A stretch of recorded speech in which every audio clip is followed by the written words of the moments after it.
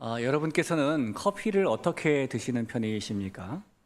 커피에 대한 이런 재미있는 말이 있어요. 블랙커피를 마시는 사람은 고독을 아는 사람이고, 설탕 한 스푼을 넣는 사람은 추억을 아는 사람이고, 설탕 두 스푼을 넣는 사람은 사랑을 아는 사람이다. 그럼 여러분, 설탕 세 스푼 넣는 사람은 어떤 사람일까요? 그 사람은 그저 설탕 맛을 아는 사람입니다. 여러분께서는 고독을 하시는 분이십니까? 추억을 하시는 분이십니까? 사랑을 하시는 분이십니까? 아니면 설탕 맛을 하시는 분이십니까? 아마도 우리나라에서 가장 많이 팔리는 커피 메뉴 1위는 아메리카노일 거예요. 이 예로 메가커피라는 브랜드에서 1년 동안 팔았던 아메리카노가 1억 7천만 잔이라고 합니다. 다른 브랜드까지 다 합치면은 1년에 몇 억이 아니라 10억 잔도 넘어가는 그렇게 팔리는 커피가 아메리카노인 것이죠. 그리고 앞서 말씀드린 이야기를 여기다 그대로 집어넣어 보면 그만큼 많은 사람들이 고독을 즐기고 있다는 겁니다. 사실 이 시대가 마주한 고독의 무게는 결코 가볍지가 않아요. 오늘날 우리는 그 어느 때보다 기술적으로 긴밀하게 연결된 세상을 살아갑니다. 우리는 손가락 하나만 움직이면 지구 반대편에 있는 사람과 얼굴을 보면서 화상통화를 할 수 있고요. 이 실시간 라이브 스트리밍과 소셜미디어를 통해서 수많은 사람의 일상을 들여다볼 수 있죠. 이 온 세상이 거대한 하나의 네트워크로 묶여 있어서 원하기만 하면 우리는 언제든 수백 명 혹은 수천 명의 사람들과 순식간에 연결될 수 있습니다. 그런데 참 역설적이게도 이토록 완벽하게 온 세상이 연결되어 있는 시대를 살아가는 현대인들의 마음 깊은 곳에는 인류 역사상 그 어느 때보다 깊고 짙은 고립감과 외로움이 가득합니다. 그리고 현대인들이 느끼는 이 고립감은 단순한 감정이나 기분의 문제라고 가볍게 치부할 수 있는 것이 아니에요. 왜냐하면 이 외로움은 우리의 몸과 영혼을 무너뜨리는 심각한 질병이기 때문입니다. 실제로 최근에 수많은 연구들이 그 사실을 증명해주고 있는데, 핀란드의 이 헬싱키 대학에 따르면은 사회적 고립감을 느끼는 사람들은 그렇지 않은 사람들에 비해서 뇌졸중 위험이 39%나 높고요, 심장마비 위험은 43%가 높다고 합니다. 이 사회적 외로움이 우리의 뇌를 늙게 만들고 우리의 심장을 멈춰가게 만든다는 것이죠. 뿐만 아니라 이 외로움이 조기 사망률이나 우울증이나 불안증을 유발하기도 하고, 게다가 이 고립감이 흡연이나 음주나 비만보다 우리 건강에 더 치명적인 위험을 준다는 연구 결과도 있어요. 이런 것을 볼 때에 현대인들이 느끼는 외로움, 고립감은 위험한 수준의 것이라는 겁니다. 여러분, 이것은 우리와 상관없는 저 먼 나라의 이야기가 아니라 바로 우리가 직면한 현실이기도 합니다. 얼마 전에 이 국가데이터처에서 발표한 2025년 사회조사 결과를 보면 우리나라 국민 10명 중에 4명이 평소에 외로움을 느끼며 살아간다 그래요.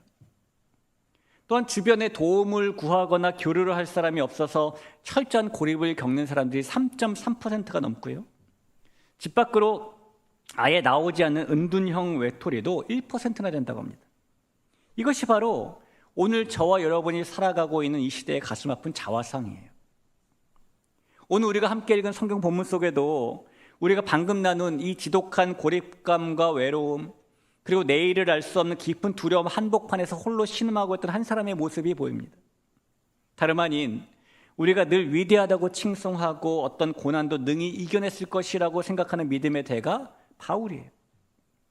이 시간 우리는 바울이 빠져있던 고립감과 외로움, 그리고 그 속에서 하나님께서 하신 일들을 만나볼 텐데, 하나님께서 어떤 방법으로 바울의 외로움과 두려움을 치료해 주시고 마치 쓰디 쓴 블랙커피를 마시는 것 같은 그의 고독의 벽을 깨트려 주시는지를 살펴보려고 합니다.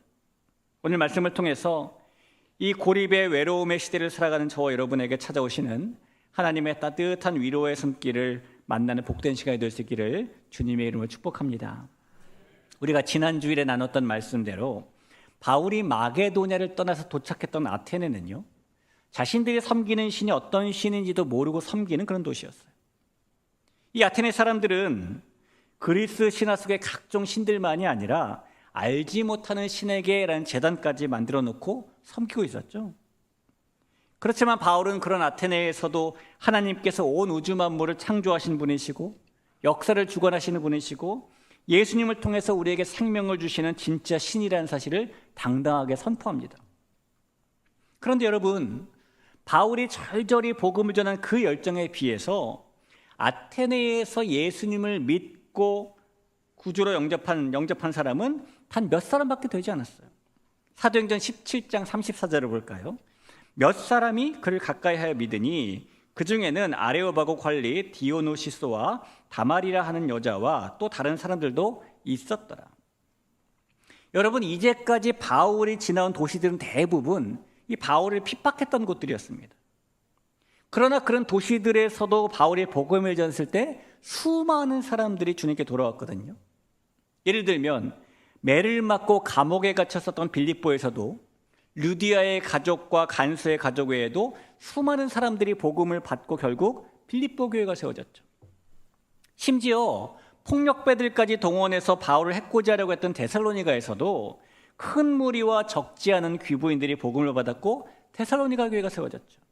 그런데 바울을 핍박하지도 않고 오히려 그의 말에 귀를 기울였던 아테네에서는 다른 도시들과 달리 다만 극히 소수의 사람들만 복음을 받아들인 거예요.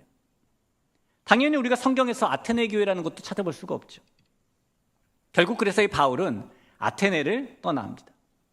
그리고 아테네가 속해 있던 아가야 지역의 행정수도인 고린도로 사역지를 옮기게 되었어요.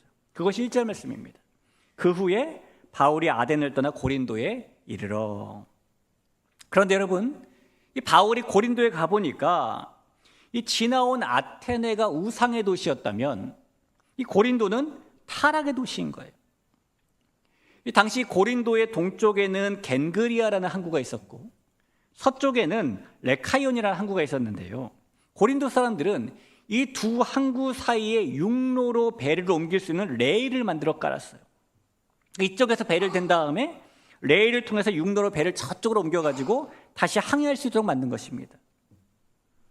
그리고 그 경로를 이용하는 것이 시간적으로나 비용적으로나 효과적이었기 때문에 로마로 오가는 모든 배들은 이 고린도의 항구를 이용했습니다. 물론 지금은 그 레일을 사용하지 않고 아예 운하를 파서 만들어가지고 배가 육지가 아닌 그 운하를 통해서 통과할 수 있도록 만들어 놓았죠. 그러다 보니까 고린도는 자연스럽게 무역의 중심지가 되었고요. 오가는 사람들이 많다 보니까 당연히 돈이 돌게 되었고 부가 쌓이게 되었고 로마 제국 4대 도시에 속한 대도시가 되었어요. 또한 고린도 사람들은 주로 그리스 신화 속에 나오는 아프로디테 여신을 섬기고 있었는데요. 이 아프로디테 여신을 섬기는 신전에 1000명의 여사제들이 있었습니다. 그러나 그들이 그 이름처럼 사제의 일을 하는 사람들이 아니라 아프로디테의 이름을 내걸고 합법적으로 성매매를 하는 여자들이었거든요.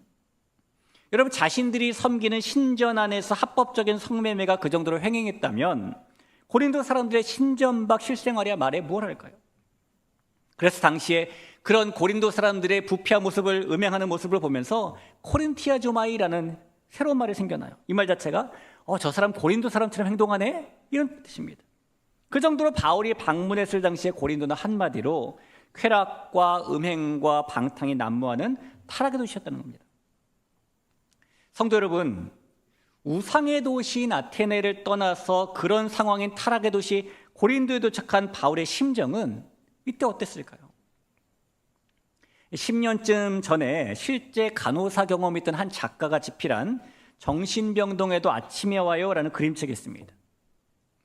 이 정신병동에 근무하는 간호사가 주인공의 내용인데 당시 많은 사람들의 마음이 힐링이 되었다는 반응이 뜨거워졌고 그래서 아예 몇 해 전에는 드라마로 이것이 시작이 되어서 이 드라마가 최우수 작품이라는 평가를 받게 되었습니다. 그런데 이 드라마 버전의 내용을 보다 보면 너무나 안타까운 장면이 하나 나와요. 이 장면이 뭐냐면 열심히 환자들을 돌보고 환자들의 아픔을 함께 견뎌주던 주인공 간호사가 어느 순간 자신의 마음도 지쳐서 자신이 돌보던 환자들과 똑같은 치료를 받는 상태가 되어버리는 겁니다. 물론 창작된 이야기지만 실제 정신병동에서 근무했던 작가가 자신의 경험을 바탕으로 쓴 작품이다라는 점에서 그런 환자들의 고통을 매일 마주하며 살아가는 그 의료진들이 얼마나 큰 정신적인 부담과 소진을 겪을 수 있는지를 생각하게 만드는 장면이에요. 여러분, 사람의 마음은 생각보다 훨씬 주변의 영향을 많이 받습니다. 부정적인 소리만 듣고 사는 사람은 자신도 모르는 사이에 부정적인 생각에 잠식되어 버리기도 하고요. 날마다 투덜대고 불평대는 사람 곁에 오래 머문 사람은 어느새 자신도 모르게 입술에서 원망이 튀어나오기도 하고, 거칠고 험한 말을 쓰는 집단에 들어가면 아무리 바른 말을 쓰던 사람이라도 순식간에 그 언어에 물들어버리곤 하죠. 사람의 마음은 생각보다 훨씬 약해서 주변 환경을 그대로 흡수해버리기 때문인 거예요. 아무리 강한 사람이라 해도 타인의 아픔과 거친 환경을 온몸으로 받아내다 보면 그 내면이 무너져 내리기도 하기 때문인 것입니다. 지금도 보면 주로 다른 사람들의 고통과 비극을 담당하는 소방관이나 경찰관이나 혹은 상담사들이 정작 본인도 모르는 사이에 극심한 우울증이나 트라우마에 시달리게 된 현상이 나타나거든요. 그래서 그런 분들은 항상 그렇게 주변 환경 때문에 부정적인 영향에 빠지지 않도록 슈퍼바이징을 받게 되죠. 사람은 언제나 그렇게 철저하게 주변 환경의 영향을 받는 약한 존재라는 거예요. 자, 여러분, 다시 바울의 이야기로 돌아가 보죠. 다른 도시들에서와는 달리 복음의 열매가 풍성하게 맺히지 않았던 아테네의 씁쓸함을 뒤로하고 이 고린도에 도착한 바울의 눈앞에 펼쳐진 것은 온통 음행과 방탕과 그리고 복음을 향한 거센 조롱과 적대감뿐이었어요. 자, 그렇기 때문에 그 거대한 타락의 도시에서 홀로 있다는 것이 마치 달걀로 바위를 치는 것처럼 무모하고 무의미한 일처럼 느껴지는 영적인 압박감 속에서 바울은 철저히 외톨이가 될 수밖에 없었을 거예요. 그때 바울의 심정이 어땠을까요? 우리는 바울을 어떤 고난이 와도 눈 하나 깜짝하지 않는 강철 같은 멘탈을 가진 영적 슈퍼히어로로 생각합니다. 하지만 여러분, 바울 역시 우리와 성정이 똑같은 환경의 영향을 받을 수밖에 없는 연약한 인간이에요. 그래서 아테네에서 당한 차가운 냉소와 조롱의 상처가 채 아물기도 전에 마주한 이 고린도에서 거리를 가득 채운 음란한 축제 소리, 우상 숭배의 자욱한 연기, 그리고 네가 전하는 예수가 도대체 뭐냐라며 비웃는 사람들의 적대감을 견디는 바울의 마음은 옥지어질 수밖에 없었을 거예요. 아마 바울의 마음은 내가 여기서 혼자 뭘 할 수 있을까? 아테네에서도 안 됐는데 이 타락한 고린도에서 내가 뭘 바꿀 수 있을까? 이런 무력감과 외로움 속에서 급격하게 얼어붙었을 수도 있죠. 실제로 바울은 훗날에 이때 고린도에서 자신이 느꼈던 심정을 글로 남겼는데요. 고린도 교회를 향해 써보낸 편지 고린도 전서에서 바울은 이렇게 고백합니다. 고린도전서 2장 3절입니다. 내가 너희 가운데 거할 때에 약하고 두려워하고 심히 떨었노라. 그때의 영적인 거인인 바울도 고린도라는 환경의 압도적인 무게에 짓눌려서 두려움에 떨며 영적인 고립감의 구덩이에 깊이 빠져 있었다는 것입니다. 자, 성도 여러분, 바울만 그렇습니까? 우리도 바울과 같은 그런 일을 만날 때가 있지요. 아마 여기 있는 우리 모두의 월요일 아침은 2000년 전 바울의 발걸음처럼 세상이라는 거대한 고린도 한복판에서 삶을 시작하는 발걸음으로 출발할 거예요. 우리는 믿지 않는 가족이나 직장 동료들이 모여서 세상에 대한 온갖 불만과 조롱과 부정적인 말을 나누는 소리, 부정직한 방법으로 돈을 벌었다고 자랑하는 소리, 요즘 세상에 고리타분하게 무슨 예수를 믿고 있냐고 우리의 신앙을 비웃는 소리를 귀가 따갑도록 듣는 삶의 현장 속으로 들어갈 겁니다. 그리고 그 거친 세상 속에서 머물다 보면 우리 안에도 바울이 느꼈던 영적인 두려움이 찾아오기도 하겠죠. 그래서 때로 우리는 홀로 눈을 붉히며 기도하고 있는 얼어붙은 가정과 그 직장 안에서 아무리 애를 쓰고 진심을 다해도 차가운 냉소와 실패만 돌아오는 인간관계 속에서 나 혼자 여기서 믿음을 가지고 있다고 정직하게 산다고 뭐가 바뀔까? 나 혼자 기도한다고 이 험한 세상이 눈 하나 깜짝할까? 이런 무력감에 빠지기도 하고요. 결국 세상의 압도적인 분위기에 눌려서 영적인 고독을 넘어 영적인 고립감에 빠져버리기도 합니다.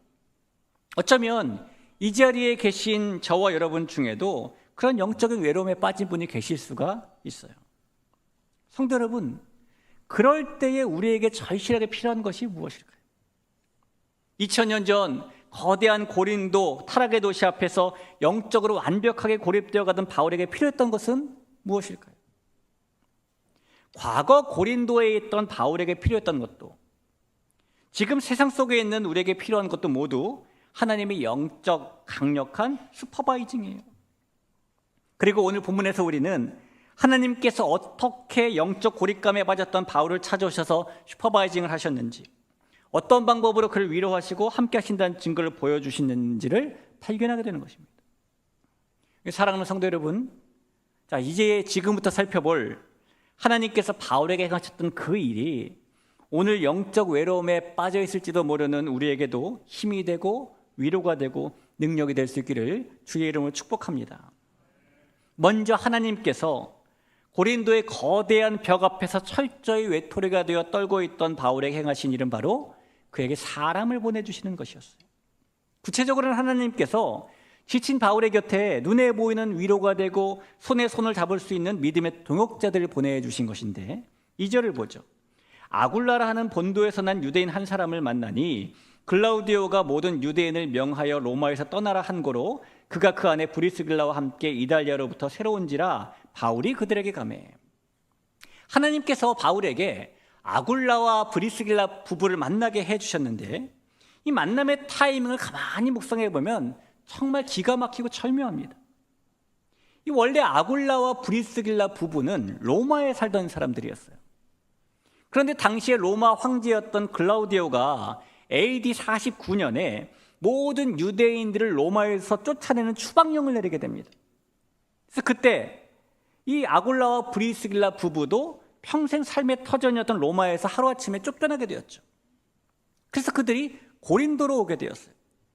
그들이 고린도로 오게 된 것도 이유가 있습니다. 이 역사학자들의 고증에 의하면은 고대 그리스에서는 4년마다 고대 올림픽이 열렸잖아요. 그것과 별개로 이 고린도라는 도시에서 2년마다 이스트미아라는 제전이 열렸습니다.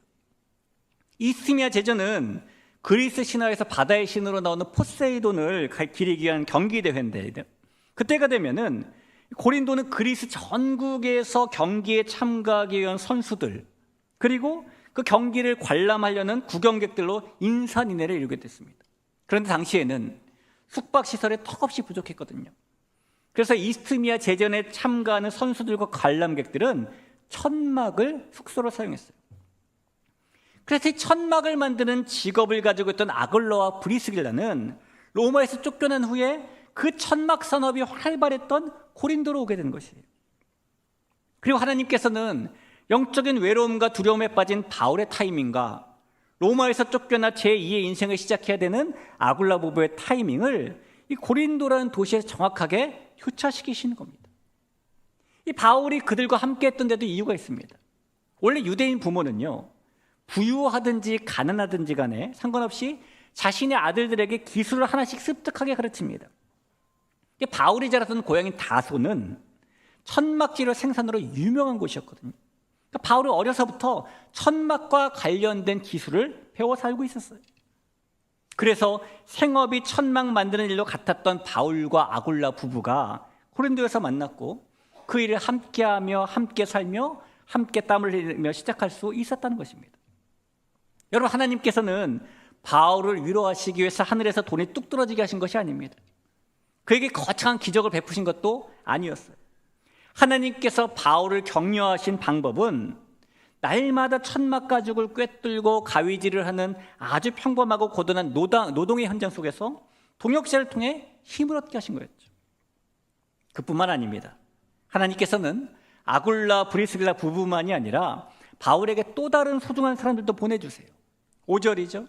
실라와 디모데가 마게도냐로부터 내려오매 바울이 하나님의 말씀에 붙잡혀 유대인들에게 예수는 그리스도라 밝히 증언하니.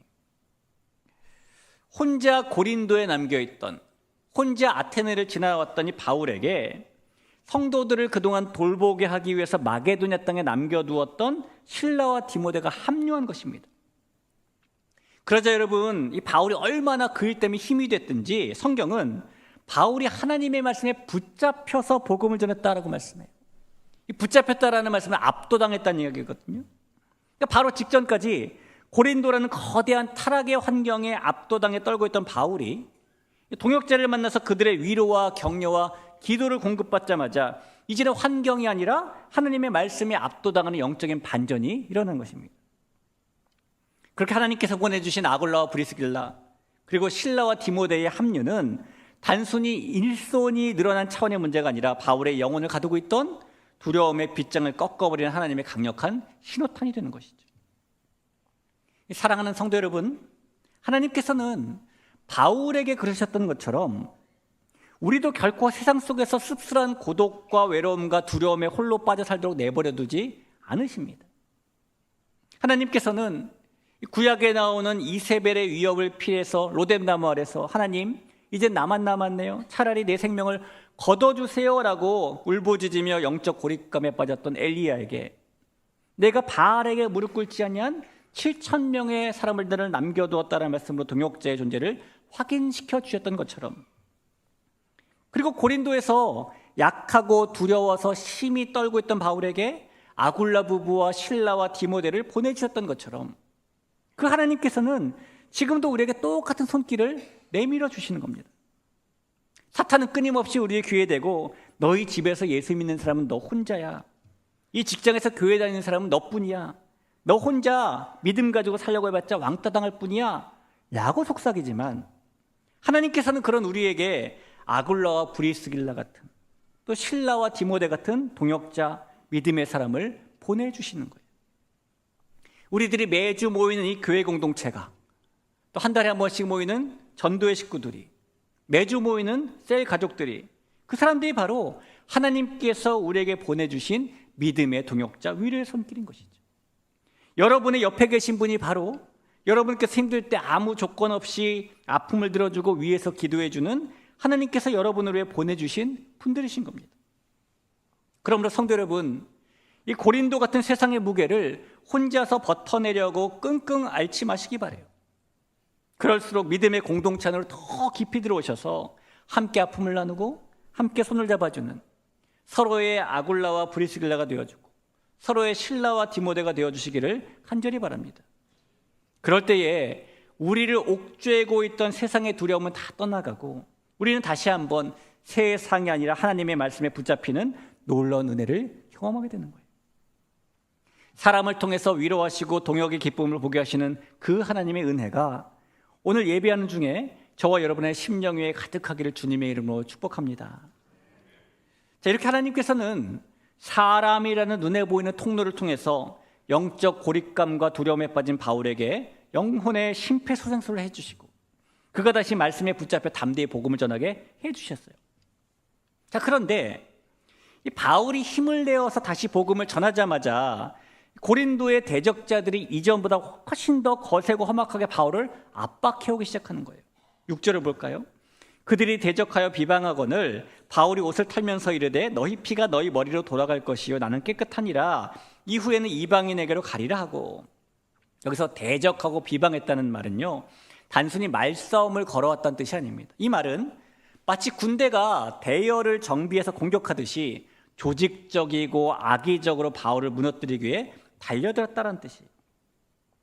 이 대적자들의 눈서슬은 푸르다 못해서 당장이라도 바울을 잡아 죽일 듯이 번뜩이고 있었다는 것이죠.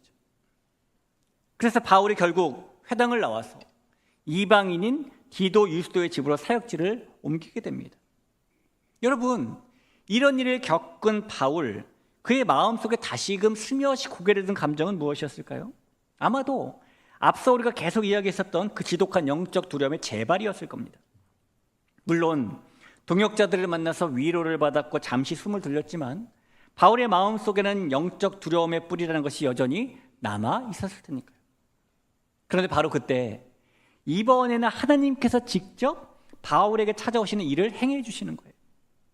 사람을 통한 간접적인 위로를 넘어서 이제는 하나님과 생생한 만남을 통해 바울의 심령에 결정적인 힘과 격려를 부어주시는 겁니다. 9절과 10절입니다. 밤에 주께서 환상 가운데 바울에게 말씀하시되 두려워하지 말고 침묵하지 말고 말하라. 내가 너와 함께 있음에 어떤 사람도 너를 대적하여 해롭게 할 자가 없을 것이니 이는 이 성중에 내 백성이 많음이라 하시더라. 두려워하지 말라. 여러분, 이 말씀을 거꾸로 생각한 바울이 지금 두려워하고 있다는 것이죠. 얼마나 두려워하고 있었는지 짐작할 수 있는데 그러나 하나님께서는 바울의 그 약함을 책망하지 않으세요. 오히려 두려움에 질려있는 아이를 품에 안아주듯이 바울아 무서워하지 말아라, 떨지 말아라 하면서 그의 연약한 내면을 부드럽게 만져주십니다. 침묵하지 말고 말하라. 사람은 두려움에 사로잡히면 본능적으로 침묵의 동굴로 들어갑니다. 하나님께서 그런 바울의 마음을 꿰뚫어 보시고 계속해서 복음을 외칠 힘을 주시는 것이죠.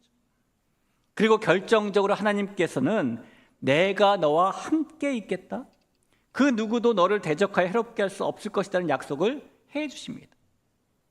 여러분 가만히 생각해 보면은 이 마게도냐 지방과 아가야 지방, 거쳐왔던 빌립보와 데살로니가와 베레아와 아테네와 고린도 이 여정은 바울이 계획했던 여정이 아니었어요. 바울이 계획했던 여정은 아시아 지역이었죠. 그런데 하나님께서 드로아에서 환상을 보여주시며 그에게 강권적으로 이곳으로 가라고 하신 것 아니에요? 건너와서 우리를 도우라라는 마게도냐 사람의 환상을 보여주셨으니까요. 근데 하나님의 그 뜻을 따라서 갔더니 이게 무슨 일입니까? 가는 곳마다 핍박당하고 어려움이 생기고 쫓겨나고, 아테네에서는 핍박이 없어서 다행이다 싶었더니 믿는 사람이 별로 없고, 그런 바울에게 하나님께서 다시 한번 환상으로 나타나셔서 그에게 내가 너와 함께 있겠다는 거듭된 약속과 확신을 보내주심에 이어서 하나님께서 직접 찾아오신 위로를 만나자 바울이 그 타락의 도시 고린도에서요, 그 영적 고립감에 빠져서 괴로웠던 고린도에서 무려 1년 6개월이라는 긴 시간 동안 복음을 전했대요. 11절을 보죠. 1년 6개월을 머물며 그들 가운데서 하나님의 말씀을 가르치니라. 여러분 1년 6개월은요 이 바울의 두 번째 전도 여정 중에서 다니엘 도시로는 가장 오랜 기간 머문 시간입니다.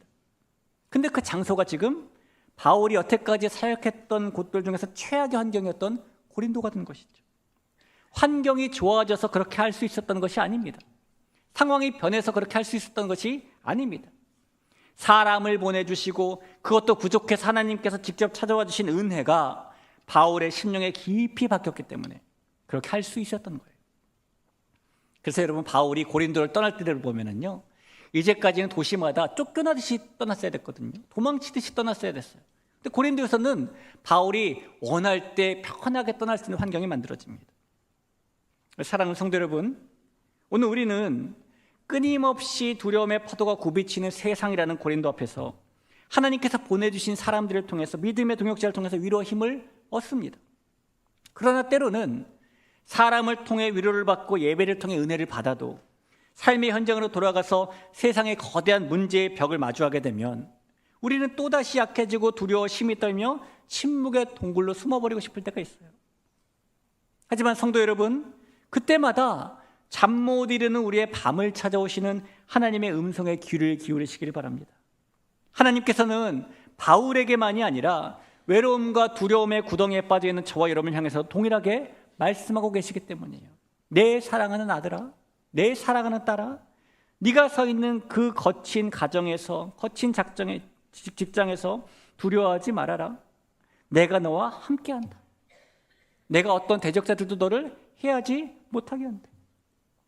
그러므로 여러분, 아무리 집채만해 보이는 바위가 누른다고 해도 세상의 무게에 눌려서 두려워하지 마시길 바랍니다. 이번 한 주간 눈앞에 골리앗 같은 문제들을 보면서 떨지 말고 사람을 보내주시는 데서 그치지 않으시고 우리를 직접 찾아오셔서 위로하고 힘주시는 하나님의 그 손을 꼭 붙잡으시길 바라요. 그 주님의 위로와 능력이 오늘 결단하며 나아가는 저와 여러분의 평생의 삶 위에 늘 동행하기를 주님의 이름으로 간절히 축원합니다. 존귀한 성도 여러분, 오늘 이 말씀을 시작하면서 저는 여러분과 함께 인생이 거대하고 쓰디쓴 블랙커피 같은 고독에 관한 이야기를 나눴습니다. 아테네의 차가운 냉소를 맛보고 고린도라는 거대하고 타락한 환경 앞에서 홀로 서서 밤마다 약하고 두려워 심히 떨었던 바울의 모습은 생각해보면은 그야말로 조금의 설탕도 들어가지 않은 마치 칠흑같이 깜깜한 씁쓸한 블랙커피 그 자체 같았어요. 어쩌면 오늘 예배의 자리에 난 우리의 삶도 지난 한 주간 세상이라는 고린도 한복판에서 온갖 거절과 상처, 무력감과 두려움이라는 쓴맛을 온몸으로 받아내느라고 아직도 입안 가득히 씁쓸함이 남아있는 상태일지도 모릅니다. 그런데 여러분, 혹시 커피 중에 에스프레소 꼼빠냐라는 커피를 들어보셨습니까? 에스프레소 꼼빠냐, 아주 진한 에스프레소 위에다가 하얗고 달콤한 휘핑크림을 가득 얹어 마시는 커피예요. 이 커피를 처음 입에 대면은 도저히 삼킬 수 없을 정도로 씁쓸한 맛이 혀끝을 찌르게 됩니다. 그런데 너무 쓰다, 못 마시겠다 싶어서 잔을 내려놓으려는 그 순간 신기하게도 그 위에 얹어져 있던 부드럽고 달콤한 크림이 입안으로 들어오게 되는데요. 그러면 씁쓸한 단맛과 쓴맛과 단맛이 절묘하게 어우러지면서 이전에 알지 못했던 깊고 풍성한 최고의 맛을 만들어낸대요. 이것이 에스프레소 꼼빠냐래요. 여러분, 오늘 본문에서 하나님께서 외롭고 두려운 바울에게 행하신 일이 바로 이와 같은 일이에요. 하나님께서는 바울의 인생에 찾아온 고린도라는 쓰디쓴 에스프레소 원액을 치워버리지 않으시고 환경의 쓴맛은 그대로 두셨지만 그 씁쓸한 인생 위에 아굴라와 브리스길라 그리고 실라와 디모데라는 따뜻한 크림을 얹어주셨습니다. 그리고 결정적으로 그 쓴맛의 한복판에 내가 너와 함께한다라는 강력하고 달콤한 크림도 얹어주셨어요. 사랑하는 성도 여러분, 오늘이 주일이 지나고 나면 우리는 내일부터 또다시 우리 각자의 고린도인 가정으로, 직장으로, 때로는 병상으로 흩어져서 삶의 예배를 드려야 됩니다. 그때 여전히 세상은 차갑고 거칠 것이고 우리가 감당해야 될 인생의 맛은 전과 같이 씁쓸한 블랙커피 같을 거예요. 하지만 그 순간에 꼭 기억하십시오. 여러분은 그 순간 혼자가 아닙니다. 하나님께서는 우리에게 믿음의 사람들을 보내주세요. 그러니 혼자 힘들어하지 마시고 이 공동체의 손을 잡으시길 바랍니다. 그리고 무엇보다도 캄캄한 인생의 밤마다 저와 여러분의 침상머리에 찾아오셔서 내가 너와 함께 있다라고 말씀하시는 그 하나님을 만나시길 바랍니다. 여러분, 세상이 주는 그 어떤 씁쓸한 맛보다 하나님께서 주시는 은혜의 단맛이 훨씬 더 강합니다.